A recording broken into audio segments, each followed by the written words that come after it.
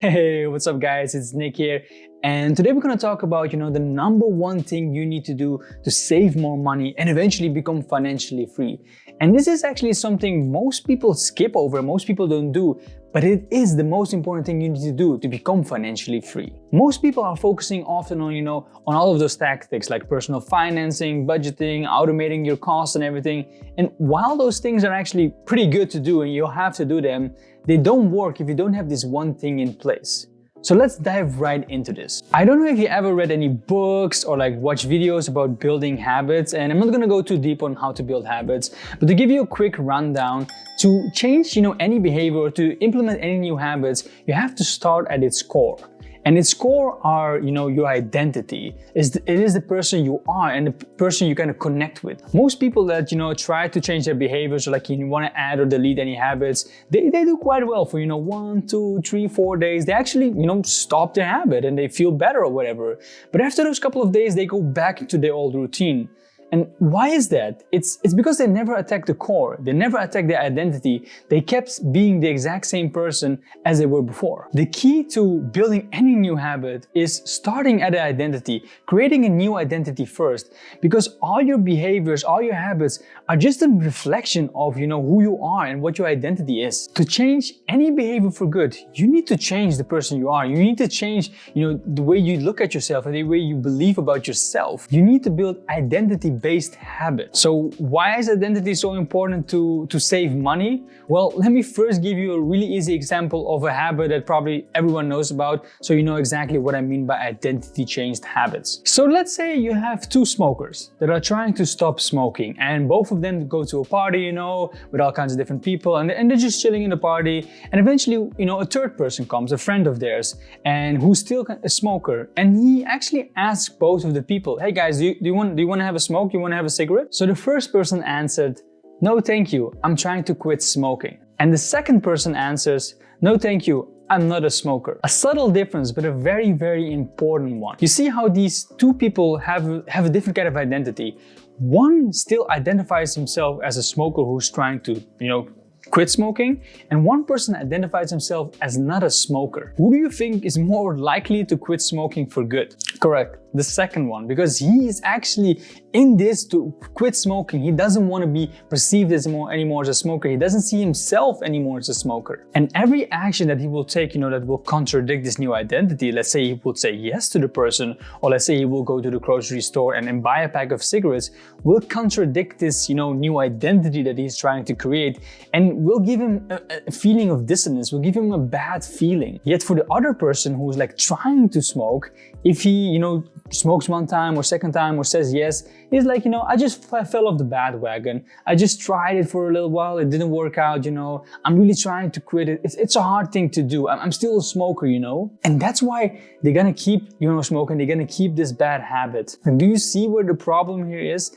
One identifies himself as not a smoker, and one still sees that he's a smoker who's trying to quit. So let's have a look how this applies to saving money and how, changing your identity can help you save more money and eventually become financially free. So let's say you're normally, when you go to work, you buy an expensive, Starbucks latte. Whenever you go to work, you go to Starbucks, you get yourself a tea for around $6-7 or whatever they are right now. You take a little latte macchiato with a little bit of sprinkles on top and all of that fluffy stuff. And now you want to, save more money. Now you want to quit this habit. You want to stop spending money at Starbucks, because you see if you're going to drink 5 days a week at Starbucks, at $7, it's going to cost you $30 a week, which will be around $120 a month, and that's quite a lot for coffee. And so you wanna stop that. You wanna finally save more money. So how do we, use the identity shift to save more money here? So let's say you try to quit drinking Starbucks. You tell yourself, I'm going to try to quit. I'm going to try not to buy any Starbucks. And you might, when you say to yourself, I'm trying to, stop Starbucks, and you might succeed for, 1, 2, 3, 4 days, maybe a week or two.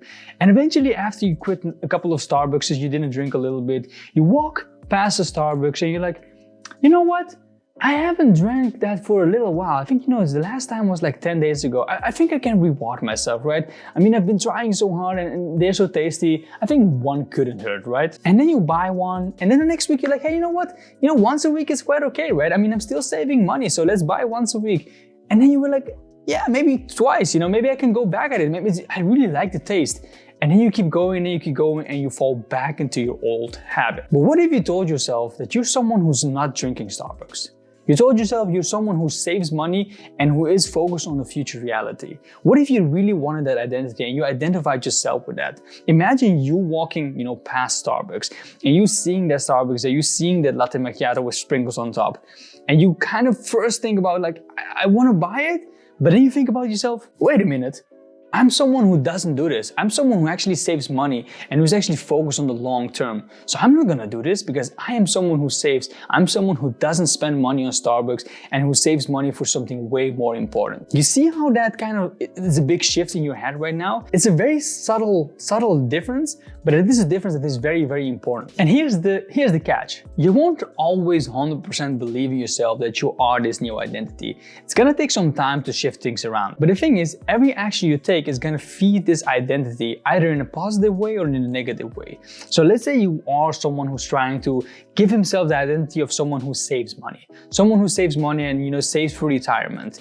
And every time you have a decision to make, every time you can decide, either to go to Starbucks, take a dessert, shop online, and you don't do that. You don't take the Starbucks, you don't take the dessert, you don't, shop online. That means you're feeding this new identity. You're making it stronger. You're making it, someone you are, and you're gonna become more like that person. You're gonna become that person who saves money. That's what's going on with all your decisions. You always have like two identities in your head. For example, with this example, someone who saves money and someone who spends money. And every decision you make is gonna feed either one of the identity or the other identity. So the identity who saves a lot of money, so the person you wanna become, or the identity who spends a lot of money, the person you don't want to become anymore. And every time you have a decision to make, you're either giving a point to this identity or you're giving a point to the other identity. And it's always in our control to give either identity a point, but it's all up to us. And the first thing to do to, eventually create this identity is choose the identity we want to be and believe that we are that identity. So if you keep skipping those $7 lattes, you keep skipping those desserts, you keep, not spending money on things you don't, actually need, you're feeding your good identity, you're feeding the identity who, the person who actually saves money, and you're making it stronger and stronger and stronger until the point where you actually become that person, where you actually are someone who saves money. But it all started with you believing that you are that person, and then you're actually creating that person. So how do you take all of this information about identity? I know it's kind of theoretical, and get it into practice. Well, there's kind of a two-step process that I learned from the book Atomic Habits, and I'm gonna share it with you guys right now. So the first step is decide on the type of person you want to be. And the second step is prove to yourself with little small wins. It sounds really simple. It's not easy, but it is quite simple. So first you gotta understand who you want to be. Most people start with an outcome. Most people want to have a goal, right? For example, why do you want to save more money? You probably want to have like 100K on the bank, or you want to make your first million, or whatever it is. You have an outcome that you want, which is good.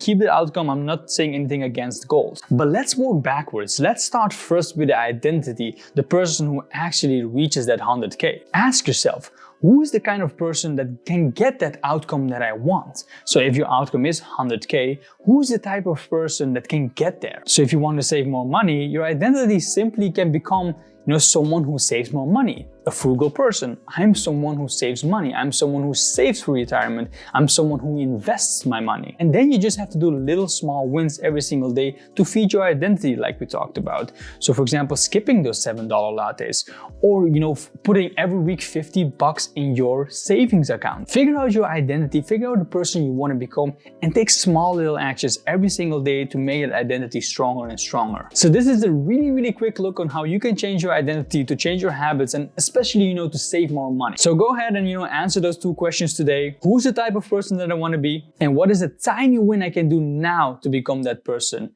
And I see you guys next time.